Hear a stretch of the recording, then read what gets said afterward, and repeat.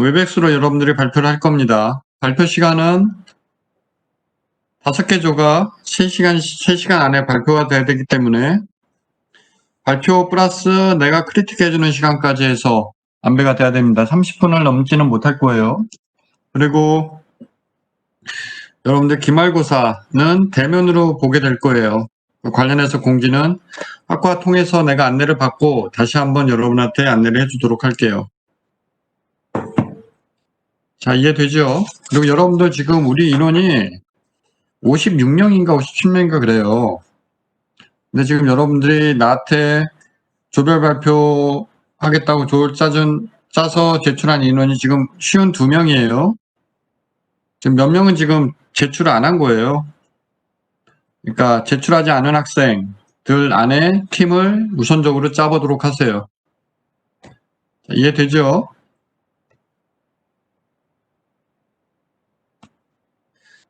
그래요. 계속해서 진도 나갈게요. 여러분들 갈 길이 멀어요.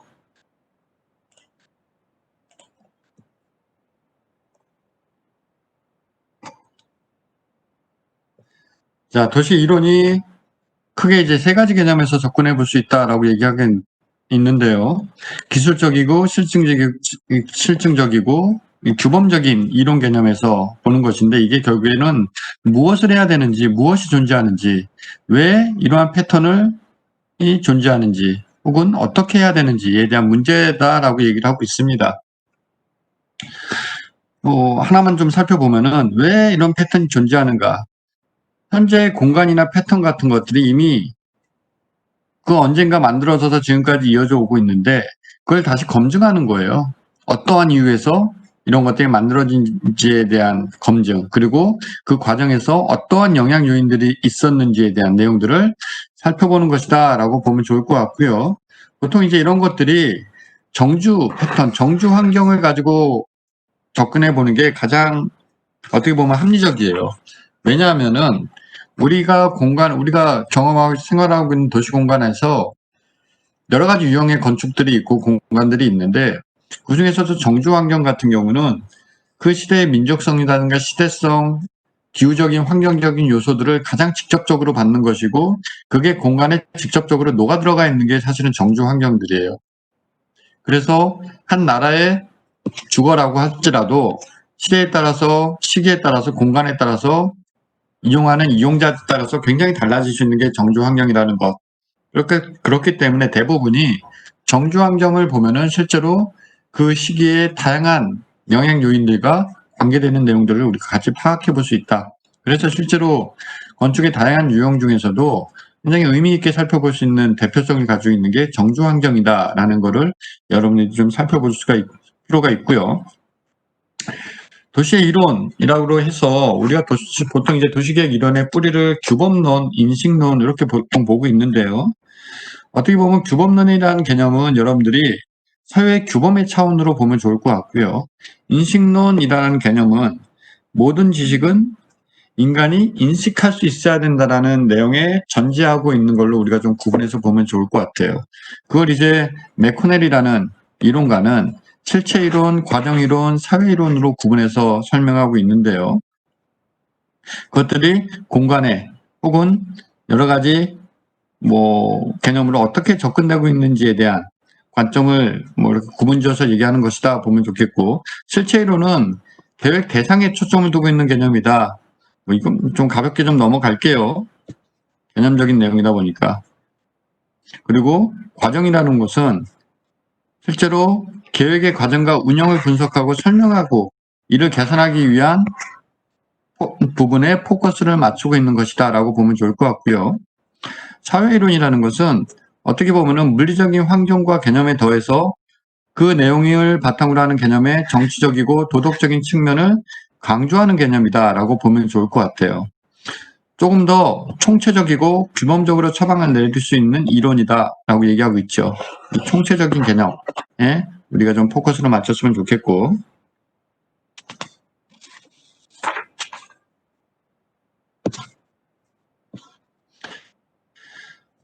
우리가 대표적으로 많이 이름을 들어봤을 법한 도시계획가라고 하는 이제 케빈 린치를 우리가 보통 얘기를 생각해 볼 수 있겠는데, 대표적으로 케빈 린치가 주장했던 이론은 도시 설계의 5가지 요소를 바탕으로 해서 도시 공간을 분석하는 것. 이 뒤에 이제 나올 테니까 이제 그 내용은 거기서 얘기하면 좋을 것 같고요. 케빈 린치 같은 경우는 과정적이고 기능적이고 규범적인 개념에서 도시 공간을 우리가 바라보자, 도시 이론을 바라보자라는 얘기를 하고 있죠. 기능적인 개념이라고 한다면은 대표적으로 이제 이런 거예요. 도시가 왜 특정한 형태를 가지고 있는 도시들이 있어요, 더러. 그런 특정한 형태를 어떻게 해서 갖추게 되었는지, 그리고 이 형태가 어떻게 가능했는가를 설명하는 것이다. 이거 이제 동태적 형태라고 얘기들 보통 많이 하는데, 중심원, 선형, 다핵심이론을 대표적으로 우리가 얘기할 수 있습니다. 이 내용은 뒤에 다시 실제 공간하고 놓고 여러분하고 얘기할 시간이 있으니까 그때 설명을 하도록 할게요. 중요한 것은 그 형태를 갖는데 기능에 의해서 도시의 형태가 결정되는 개념이다라고 여러분들이 이해하면 좋을 것 같고요. 과정이론이라는 건 말 그대로 도시 발달에 관한 복잡한 결정 과정들이 어떻게 이루어지는지를 살펴보고 거기에 관점적으로 이제 들여다보는 것들. 반면에 이제 규범이론이라고 한다면은 인간 가치와 정주 형태 사이의 일반화된 연계를 다루는 이론으로서 어느 것이 양호한 도시인가, 우주론, 기계모형론, 유기체론 같은 것들이 있는데요. 이것도 뭐 뒤에서 이제 얘기를 나누겠지만 어떤 도시 공간이 형성되는 데 있어서 특별한 이념을 바탕으로 해서 도시 공간을 형성하는 개념이라고 우리가 이제 대표적으로 보면 좋을 것 같아요. 그게 도시 공간뿐만 아니라 도시 공간에 내재되어 있는 여러 가지 공간적인 이념까지도 사실은 다 담아내고 있는 게 이제 우주론에서 얘기하는 그런 개념이다라고 볼 수 있겠는데요. 뒤에서 이제 실제 사례를 가지고 얘기할 수 있는 시간이 있을 겁니다. 여러분들 이 표를 좀 유심히 좀 봤으면 좋겠어요.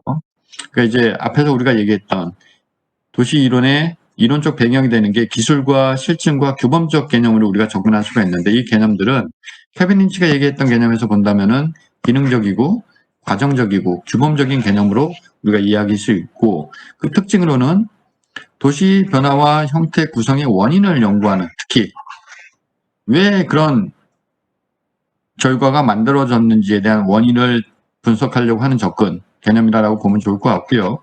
실증적인 개념에서는 어떻게 해야지 앞으로 좀 더 변화되는 모습들을 만들 수 있는지에 대해서 관점을 갖는 것이라든가 균형 이론이라고 규범적 이론이라고 얘기하는 것은 도시 이론을 종합하여 도시를 사회적 규범 차원에서 계획하는 것이다. 물리적인 형태뿐만 아니라 사회적이고 인문적이고 여러 가지 관계되는 것들이 종합적으로 접근이 필요한 개념이다라고 우리가 보면 좋을 것 같아요. 이 책에는 여러분들이 좀 관심 있게 들여다보면 좋을 것 같고요. 앞에 얘기했던 규범적 실체론의 사례를 좀 보고자 하는데요. 지금 여러분들이 보는 것은 인도의 만다라예요. 이 만다라 개념인데 이 인도의 만다라 개념이 실제로 인도의 도시 공간에 그대로 반영이 되어서 이제 공간을 형성하게 되죠. 그런 것들이 실제 인도의 만다라라든가 태극, 중국의 태극무늬 같은 게 이제 대표적인 예라고 할 수 있겠는데 이거를 우리가 우주이다라고 얘기를 하는 거죠. 그러니까 우리가 도시를 바라보는 시각을 크게 사실은 어떤 도시의 물리적이고 형태적인 관점에서 바라보는 것이라든가 어떻게 보면 또 한편으로는 도시 속에 존재하는 본질적인 요소를 바라보는 것들. 과거에는 사실은 이제 도시를 바라보는 관점을 이렇게 두 가지로 구분지어서 바라볼 때가 있었어요. 그런데 이 우주론 차원에서 만다라와 같은 개념에서 도시를 바라본다고 한다면은 본질적인 요소가 형태화돼서 나타나는 개념이다라고 볼 수 있는 거예요. 물리적이고 환경적인 형태화된 개념으로. 그렇기 때문에 그 두 가지 개념이 같이 사실은 고민이 돼야 된다는 거죠. 얘기했듯이 인도의 도시 공간이 이제 만다라의 개념에 근거해서 만들어지는 것이고요. 실제적으로는 고대 인도 지역의 도시를 만드는 어떤 건축을 하는 행위를 하는 어떤 지침 같은 데서 보면은 만다라를 바탕으로 해서 그 지침과 가이드라인들이 실질적으로 구체적으로 이제 설명이 돼 있다라는 거예요. 그게 도시 공간에 그대로 이제 반영이 되는 과정을 거치게 되는 거죠. 한편 이제 기계 모형 같은 경우를 보면은 어떻게 보면 기계의 합리성이라든가 과정적인 것들, 과정의 객관성이라고 우리가 보통 얘기를 하는데요. 과정이라는 것들을 촘촘하게 계획하고 살펴볼수록 객관성이라는 것을 좀 더 담보할 수 있는 부분들이 분명히 있다라는 거예요. 주관성이라는 개념에 비해서 거기에 관점을 가지고 접근한다라고 보면 좋을 것 같고요. 유기체 이론 같은 경우는 순환적이고 자기 변환적인 개념에서 도시를 바라보고 특히 정주 공간을 바라본다라고 생각하면 좋을 것 같아요. 도시계획에서 다뤄지고 있는 여러 가지 관념과 개념들이 패러다임의 변화에 의해서 쭉 이제 변화를 하게 됩니다. 때로는 어떤 도시의 실체의 관점을 두고 있는 부분도 있고요. 또 때로는 이념적인 부분에, 또 때로는 경제, 정치적인 환경에 관점을 두고 도시를 바라보는 시각도 있어요. 이제 그런 것들이 특히 1900년대에 들어서면서 굉장히 촘촘하게 그런 변화의 과정을 거쳐오게 되는데요. 대표적인 몇 가지를 좀 살펴보도록 할게요. 1900년대 초반에 나타났던 이제 경험적 전체론이라고 얘기하는 그런 개념인데요. 도시와 농촌의 재통합 문제라든가 이를 통해서 사회적인 관계와 물리적인 생활 조건들의 개혁을 이루는 것을 이제 경험적 전체론의 대표적인 영향이라고 볼 수 있겠는데요. 그 중에서도 게데스 같은 경우에는 생활 기능이라든가 생산 기능, 위락 기능, 어떻게 하면 이런 것들이 기능적으로 역할을 하면서도 진화하는 도시를 만들기 위한 그런 개념에서 공간을 바라보고 있다. 이렇게 좀 설명해 볼 수 있겠고요. 그 이후에 이제 1935년, 50년대 들어서면서 실제로 사회적으로는 대공황 같은 것들이 이제 발생하게 됩니다. 그리고 파시스트 독재 체제가 계속해서 지속되게 되고 2차 세계 대전이 일어나게 되는데요. 그런 내용을 바탕으로 해서 사실은 과학적 추론의 개념이 등장하게 된다라고 보면 좋을 것 같아요. 잠시만요. 두 분 다 여기 계시네요. 진짜 수업 좀 하겠습니다. 그래요? 방문 계십니다. 수업 설계실에. 예, 죄송합니다. 계속 진행할게요. 과학적 추론에 대한 개념적 배경은 여기에 들어있다라고 보면 좋을 것 같고요. 합리적 종합주의라고 얘기하는 이 개념이 이제 1950년대에서 60년대까지 이제 등장하게 되는데요. 조금은 좀 객관적인 과학적 지식을 바탕으로 해서 사실은 도시를 바라보고자 하는 개념이라고 보면 좋을 것 같고요. 그러다 보니까 어때요? 여러분들 객관적이고 과학적 지식을 바탕으로 하다 보면은 개인적인 견해나 의사 같은 것들은 상대적으로 비중이 작아질 수밖에 없어요. 그런 내용들. 상대적인 비중이 상대적으로 이제 그런 것들이 이제 가볍게 여겨지는 개념이 이제 합리적 종합주의 시기에 나타난 개념이라고 보면 좋을 것 같고요. 자유정치 과학 비판 개념이 이제 50년대 이후에 나타나게 되는데 이 부분은 그래요. 여기 보면은 각 이익 집단은 이익지향적인 개인들로 구성이 되어 있다.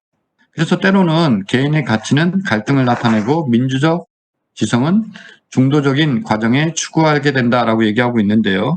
어떻게 보면은 이런 민주적 지성을 가지고 있는 그런 전문가들이 참여, 간섭 같은 것들을 하지 않고자 하는 그런 노력, 이 중도적 과정이라는 개념이 이제 그렇게 바라보면 좋을 것 같아요.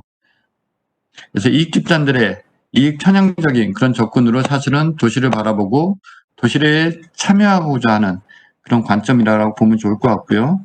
대표적인 학자는 이렇게 3명의 학자를 우리가 얘기할 수 있습니다.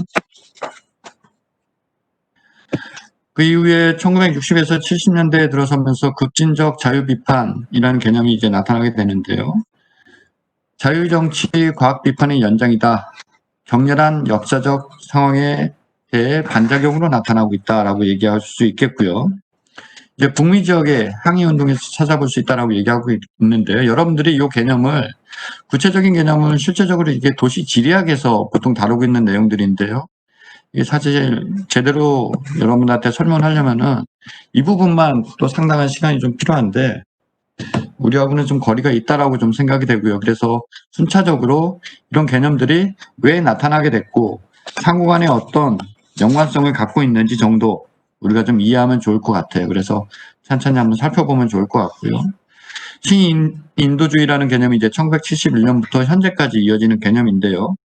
논리적 실증주의와 합리적 종합주의를 반대해서 나타나는 것이다라고 얘기하고 있겠고, 그러다 보니까 어때요? 개인적이고 어떤 그런 부분에서의 지식의 개념, 사회적 학습에 중점을 두고 있다라고 얘기하고 있는 거예요. 아까 얘기했듯이 어디였나요? 이 앞에서 보면은 과학적이고 지식의 중요성이 강조되는 시기, 이 합리적 종합주의라고 얘기하는 이 시기하고는 사실은 조금 상반되는 그런 개념이다라고 볼 수 있겠죠. 상호의 관계, 전후 관계들은 여러분들이 좀 이해를 했으면 좋겠고요. 대표적인 학자는 던이라는 학자 외에 프리만, 손 같은 학자들이 있습니다. 그 다음에 이제 나타나게 되는 게 1972년도 이후에 나타나게 되는 게 신마르크스의 비판 이론인데요. 이 개념은 이제 내가 박사 논문을 썼던 개념과 굉장히 맥을 같이 하는 부분인데, 사회의 계급 구조와 정치 권력이 경제적 상관관계에 있다. 사실 이제 여기에 좀 포커스가 좀 맞춰져 있다라고 보면 좋을 것 같아요. 그러니까 자본주의에서 국가는 자본의 축적을 촉진한다.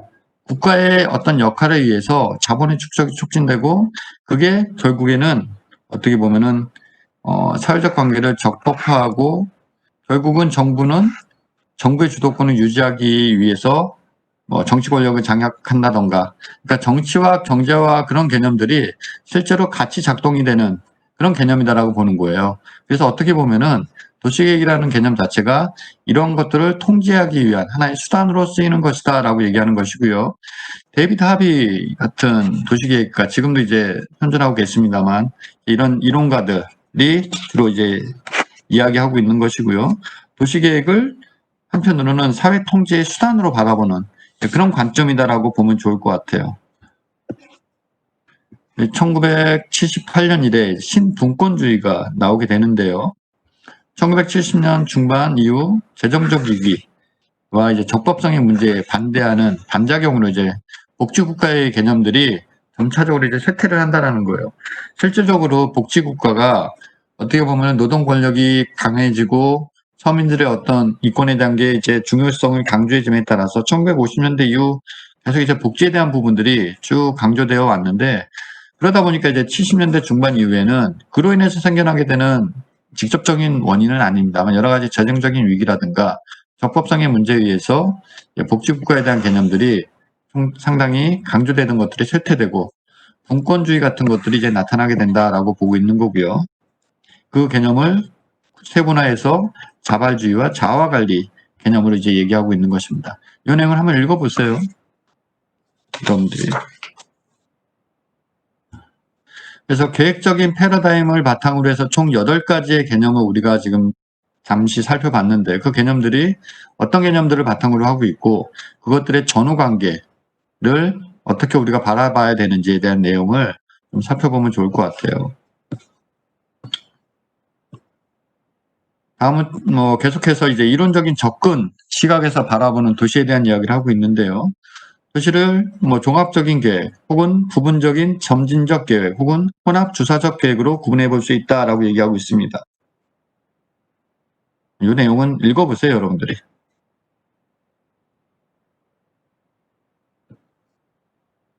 그리고 교류적 계획, 옹호적 계획이다라고 얘기하고 있는데요.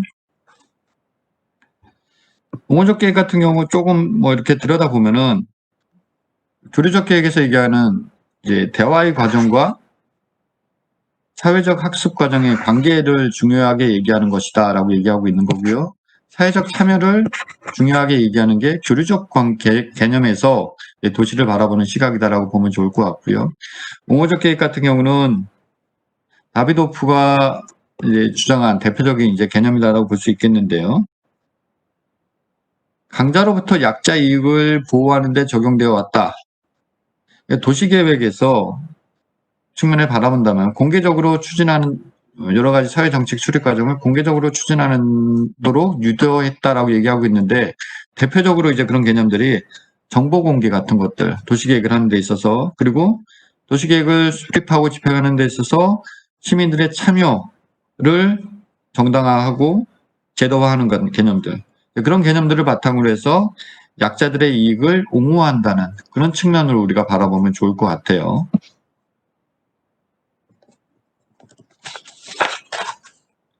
또 한편은 이제 급진적 계획 측면에서 우리가 좀 바라볼 수가 있는 부분이 있고요.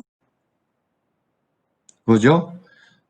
풀뿌리 민주주의를 얘기하는 것이고요. 뭐 이런 것들이 이제 자발적 참여, 자발적 행동, 양상을 가지고 이제 접근한다라고 보면 좋을 것 같고요.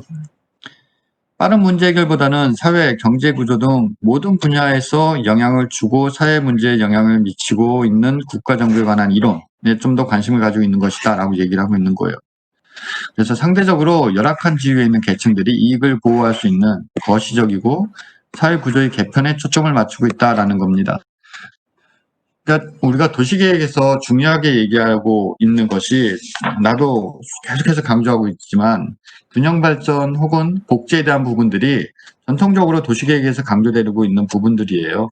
그런 부분들을 개선하고 좀 더 합리화하기 위해서 어떤 시각에서 접근하는지에 대한 내용들을 사실은 이제 설명하고 있는 거라고 보면 좋을 것 같고요. 이게 지금 급진적 계획 차원에서 접근하는 개념이다라고 지금 얘기를 하고 있는 겁니다. 또 한편으로는 정책적이고 정치적이고 신휴머니즘적이고 실용주의적인 접근으로 이제 구분해 볼 수도 있겠고요. 정책 집행에 대한 부분들을 보면은 계획의 실행과 별개로 인식되어 간다. 계획 과정에 대한 비판이라든가 여러 가지 것들을 일련의 과정들에 대해서 질을 높이는 것들 굉장히 중요하게 얘기될 수 있을 텐데요. 기본적으로 이런 내용들이 일부에서는 이제 인식이 되어 있는 거죠. 계획은 계획대로 가는 것이고 그것들이 실천되는 과정은 또 별개의 개념이다라고 인식되는 경우들이 사실은 상당히 많이 있다라는 거예요. 그 부분에 포커스를 맞춰서 어떤 실행과 실천 계획의 질을 높이는 개념, 이제 정책 집행 차원의 개념이라고 보면 좋을 것 같고요. 정치 경제 차원에서 어떤 노력들, 급격한 계획 같은 것들이, 급진적인 계획 같은 것들이 실제로 풀뿌리 민주주의 운동 같은 그런 역할을 하는 데 있어서 노동자 계층의 중요성, 역할들을 또 중요하게 얘기하고 있는 것이고요. 신휴머니즘 혹은 이제 실용주의적인 그런 개념도 사실은 중요하게 다뤄주고 있는 개념 중에 하나다라고 보면 좋을 것 같습니다. 자, 다음은 이제 도시공간 구조에 대한 이야기를 좀 해보도록 할게요.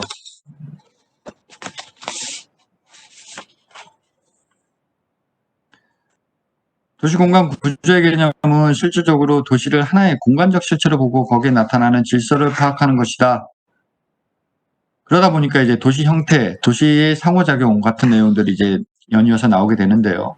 도시 형태라는 것은 어반 폼이라고 우리가 얘기하는데, 어반 티슈하고는 사실 좀 다른 개념이 있죠. 통상적으로 이제 도시 형태는 어반 폼, 혹은 이제 어반 모폴로지라고 얘기하는데, 여기서는 어반 폼을 얘기하는 것입니다.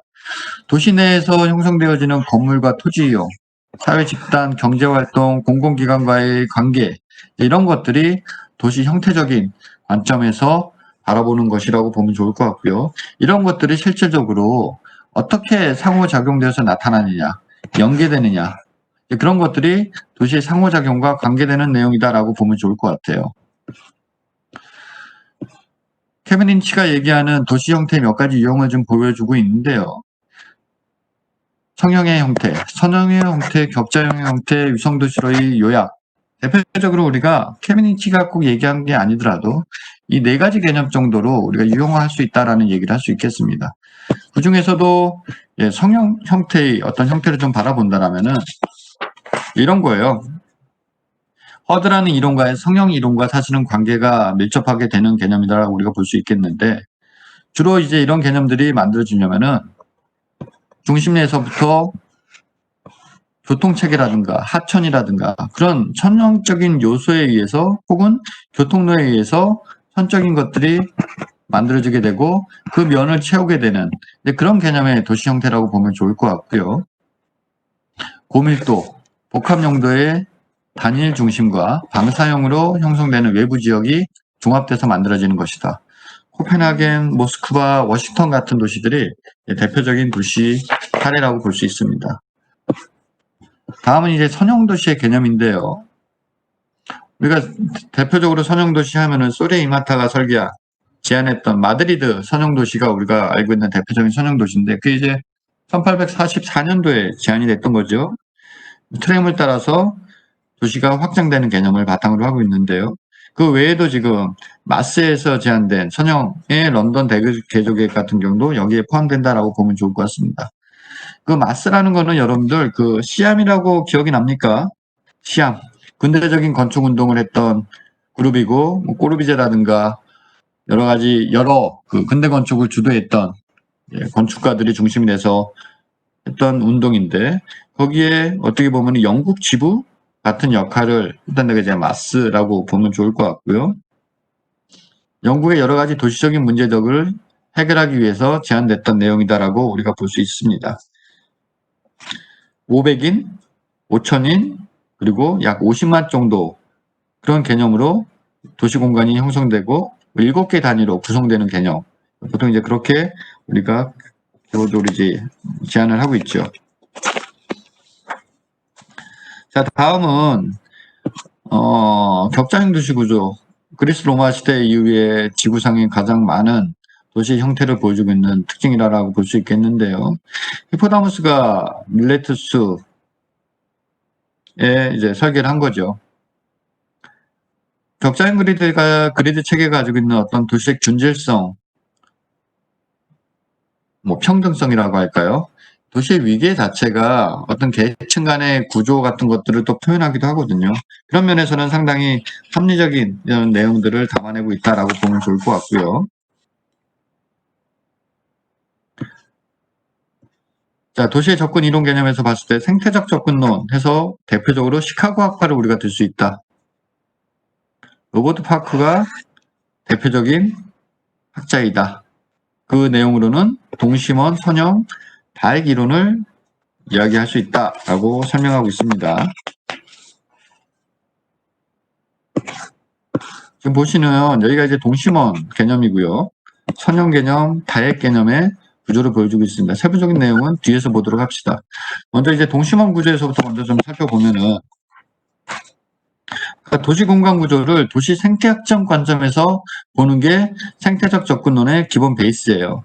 그러니까 예를 들면 이런 거예요. 도심에서 멀어질수록 접근성이나 지대라고 한다면은 그 이제 땅값, 쉽게 얘기하면은 지대의 가치, 땅의 가치를 얘기하는 것인데, 그리고 인구 밀도 등이 낮아지고 범죄나 빈곤, 뭐 질병 같은 거, 이제 그런 것들을 보통 우리가 도시에서 경험하게 되는 도시 문제다라고 얘기하는데요. 그런 것들이 자연스럽게 사람의 밀도가 낮아지니까 그런 범죄 문제도 도시 문제도 감소한다라는 전제를 바탕으로 하고 있는 거예요. 지금 보시는 게 동심원 그런 개념인 거고요.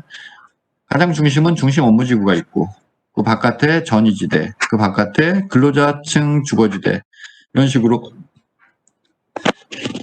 동심원의 개념으로 바깥으로 나갈수록 공간이 변화되는 특징을 가지고 있는 거죠. 대표적으로 이제 버제스가 이론을 제시했다라고 그 정도는 우리가 알고 있었으면 좋겠고요. 다음에 이제 선형이론 개념에서 봤을 때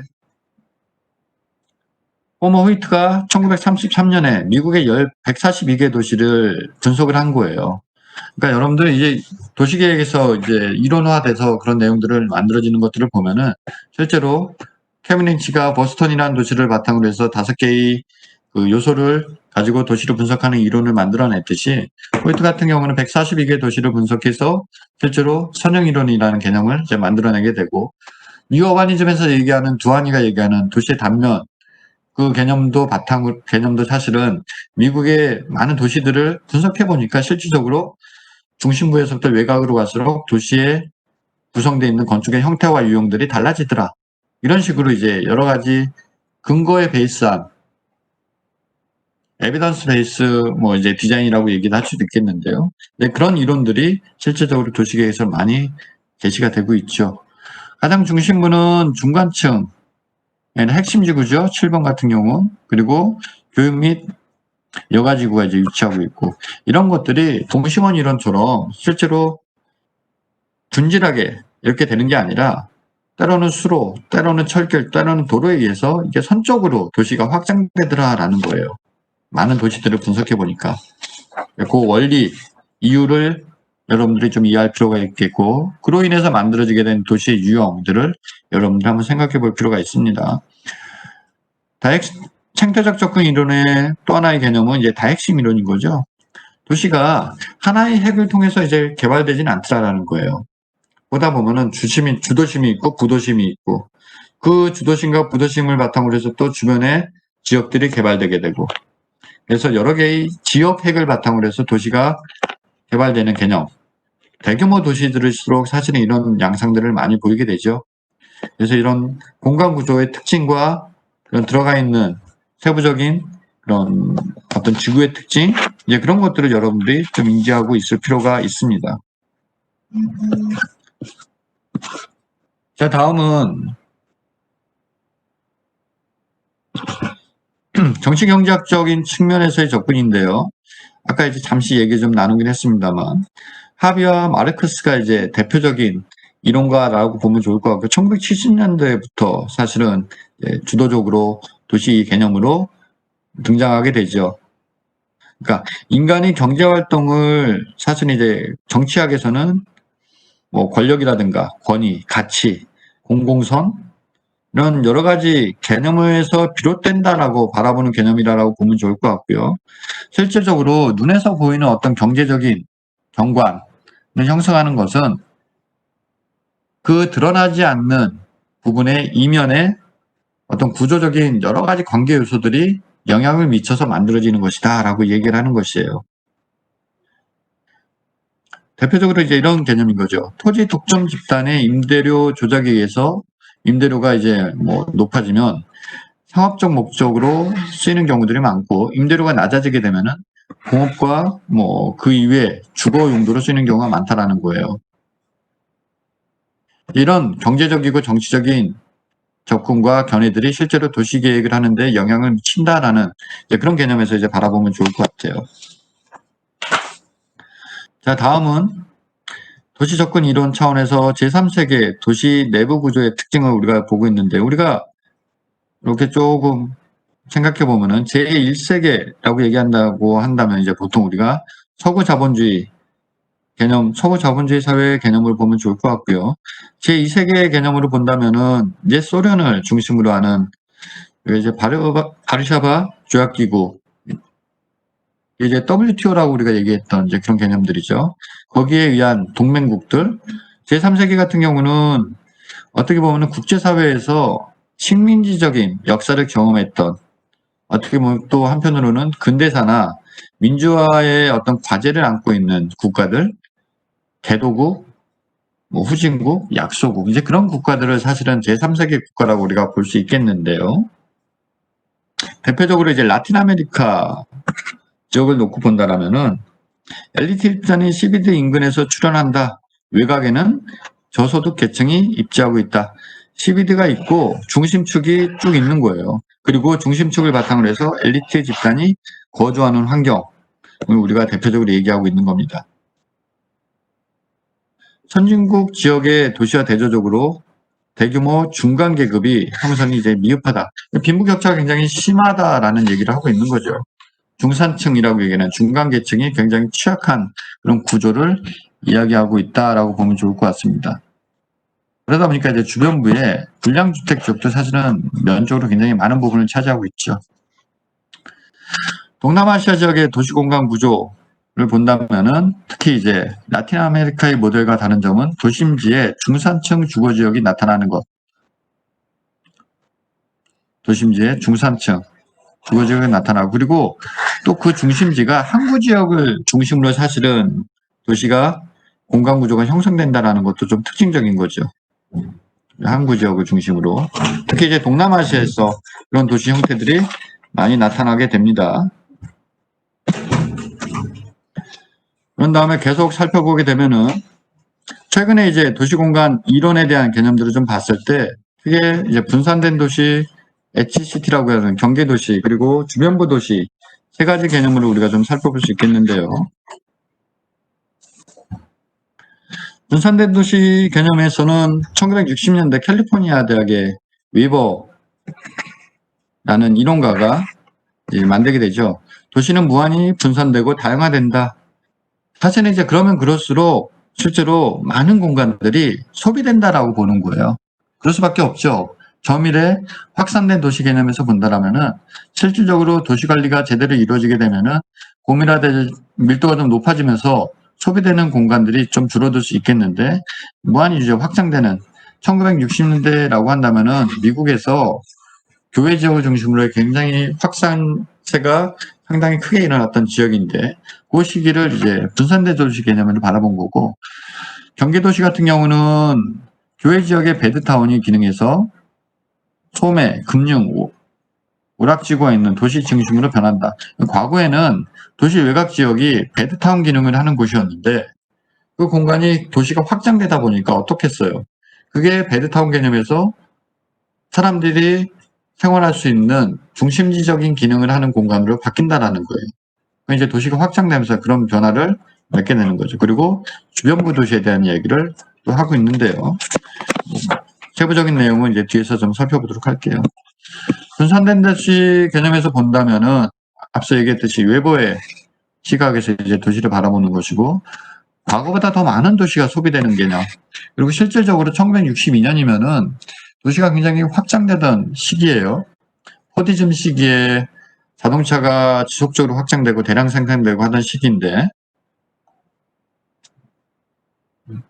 그러니까 교통 발달에 따라서 도시는 확장 인류에 이제 있었던 그런 부분이다라고 보면 좋을 것 같고요. 이제 그런 것들이 실제로 인터넷이나 컴퓨터 네트워크 이제 이런 것들을 사용하는 결과로서 도시 공간의 존재를 강하게 긴밀하게 해주는 그런 부분들도 같이 이제 나타나고 있다라는 얘기를 하고 있는 겁니다. 경계도시라는 것은 앞서 얘기했던 이제 그런 특징을 가지고 있는데요. 구체적으로 이런 특색을 얘기하고 있죠. 임대할 수 있는 사무실 공간이 500만 평방미터 이상이 있거나 임대할 수 있는 소매 공간이 60만 평방미터 이상이거나 주거보다 사무 공간이 더 많아야 한다던가 이런 것들은 이제 실질적으로 본인이 이제 이론화돼서 이제 제안한 내용입니다만 여기에 사실은 이제 주목하기보다는 이 경계시티라는 개념이 하고자 하는 이야기가 무엇인지를 여러분들이 관심 있게 좀 봤으면 좋겠다라는 거고요. 한편은 이제 경계시티에서 여러 가지 이제 미국의 도시들을 바탕으로 해서 살펴봤을 때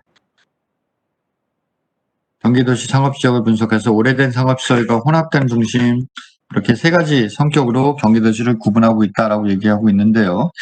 거리 네트워크가 강화되는 그런 시스템들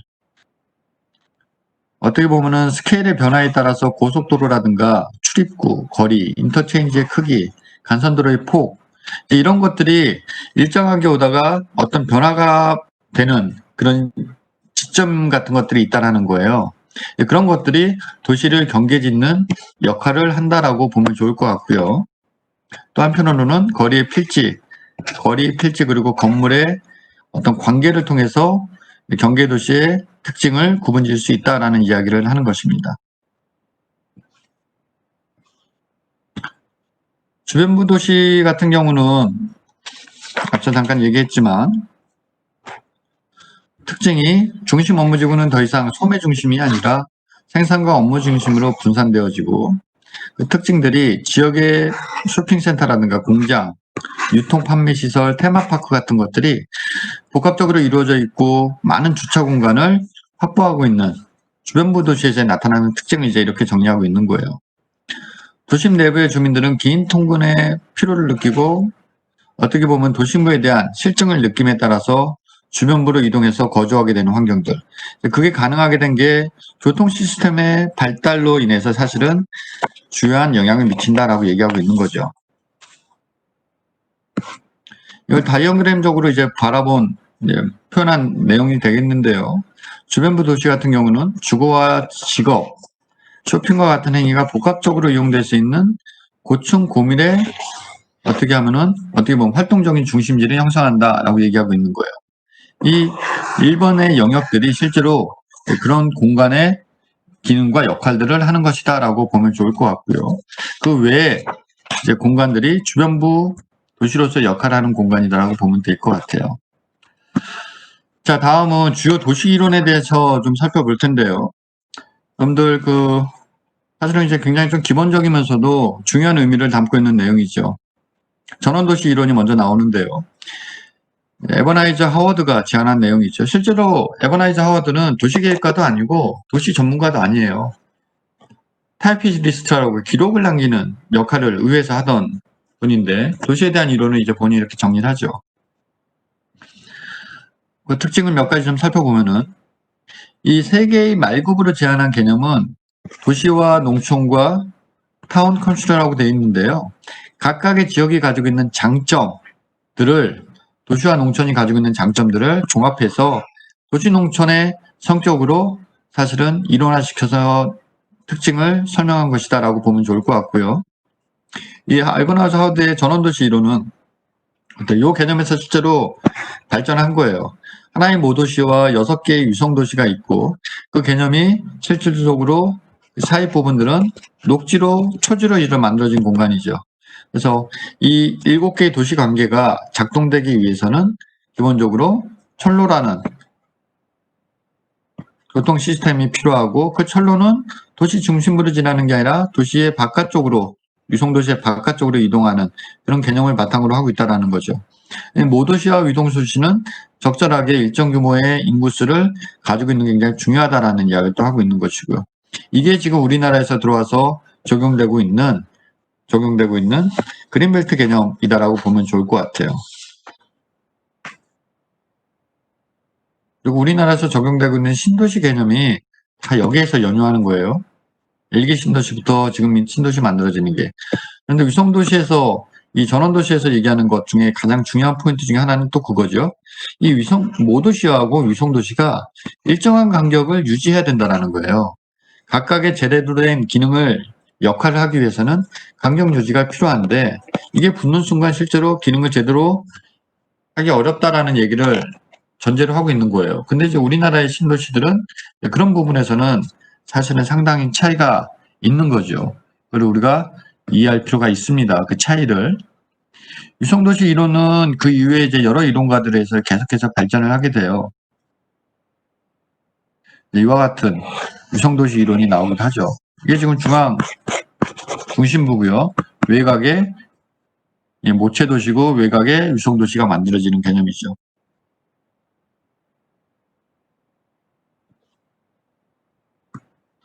이런 다이어그램도 있습니다. 중심부가 있고 외곽에 위성도시가 있는 개념들. 테일러라든가 어원이라고 된다. 어윈, 위튼, 레딩 그런 이론가들이 대표적으로 주장했던 위성도시 개념들이라고 보면 좋을 것 같고요.